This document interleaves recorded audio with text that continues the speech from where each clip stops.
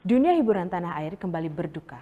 Vokalis Steven Nugraha Kaligus atau Tepeng meninggal dunia pada hari Selasa 22 Juni 2021. Kabar meninggalnya vokalis Steven dan Coconut Tres ini disampaikan oleh rekan musiknya, Sandi Pasben.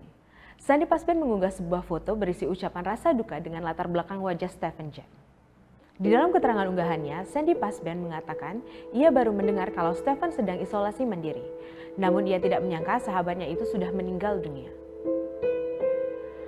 Meski begitu, tidak disebutkan apa alasan Steven harus diisolasi mandiri.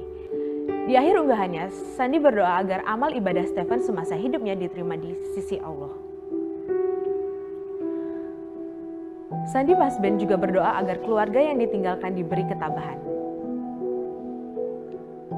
Steven Nugraha Kaligus atau Karib disapa Tepeng adalah vokalis dari band Steven dan Coconut Tres. Band ini cukup unik karena mengusung genre musik reggae. Salah satu lagu Steven dan Coconut Tres yang dikenal adalah Welcome to My Paradise.